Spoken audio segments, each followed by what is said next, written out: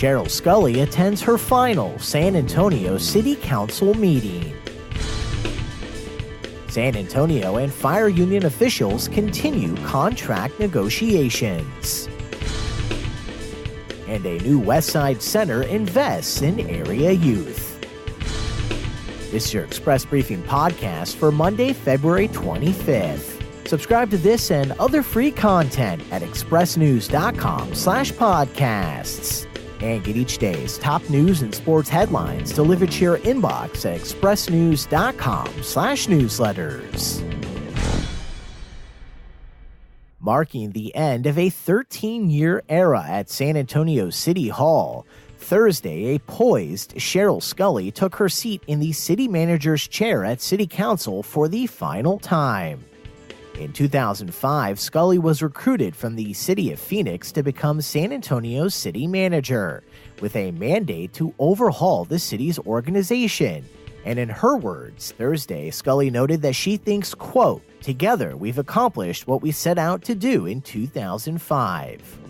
At the meeting, Mayor Ron Nierberg praised her legacy and presented her with a plaque from the council to commemorate her service. Since 2005, some of Cheryl Sculley's accomplishments as the San Antonio city manager include implementing the voter-approved Pre-K 4SA, playing a vital role in the plan to reimagine the Alamo, helping spur a burst of downtown investment, overseeing the city's 3 largest bond issues for improvement projects, and maintaining a AAA bond rating for 9 straight years, with San Antonio being the only city with a population of 1 million or more to earn such a rating. During her time in the city's top appointed job, Sculley has also been credited with stabilizing city finances and grooming a talented staff within the city's ranks, while for more than a decade managing the day-to-day operations of the country's 7th largest city, with an annual budget of $2.8 billion and a staff numbering more than 12,000 people. But despite these and other successes that even detractors admit, Sculley also became an increasingly contentious political figure, with many coming to see her as forceful in her guidance of city staff, culminating last year with the approval of significant charter amendments pushed by the San Antonio Professional Firefighters Association that targeted both Sculley and City Hall. The strongest voter support was for an amendment widely seen as a referendum of both Sculley and her $475,000 salary. And now Prop B sets the city manager's pay at no more than 10 times the lowest salaried employee, and tenure limits Sculley's successors to no more than 8 years. About a month after voters approved that charter amendment, Sculley announced she would retire, and while her last day is February 28th, last week was the final city council meeting under her tenure. Last month, the city council officially tapped one of Sculley's top 2 deputies as her successor, and current deputy city manager Eric Walsh will take over the position March 1st. San Antonio officials want the president of the Firefighters Union to work some hours in the field, and the union wants to nearly double its holidays, adding San Jacinto Day and the day after Thanksgiving, among others.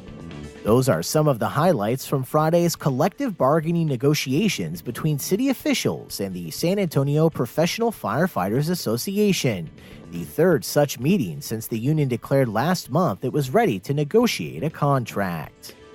The 2 sides spent Friday submitting mostly routine proposals, but a few raised eyebrows, including a city request to strike a provision that allows the union president to spend 100% of his time on union duties, with the city citing an active legal case in Austin that questions the constitutionality of the union president collecting a city salary when he doesn't directly do city work.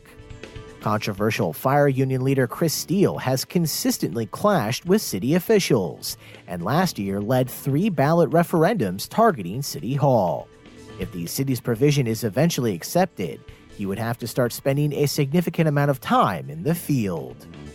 Meanwhile, the union put forward a request targeting salary data that the city releases to news organizations, a motion that, if adopted, would mean in such circumstances, The city must itemize firefighters' compensation to differentiate base pay from specialty pay, and whether the money comes from the city's coffers or other entities like the Federal Emergency Management Agency. Other city requests included a mandatory fitness program, expanded drug tests to screen for substances that are brought onto medical units, and allowing for more than one test in a year to avoid scenarios where individuals know they won't be tested again.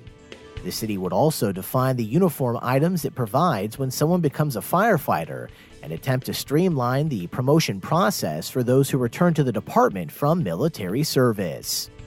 As mandated by state law, all negotiations are conducted in public, and Friday's session was the most cordial to date, with firefighters explaining esoteric schedules to city executives and attorneys clarifying certain legal clauses. But all that could change this week, when bargaining teams are expected to begin addressing truly contentious items such as wages, healthcare, and the duration of the agreement. And the city and several partners are investing in out-of-school and unemployed youths between 16 and 24 by opening a Westside Re-Engagement Center and funding a program to provide career guidance and training.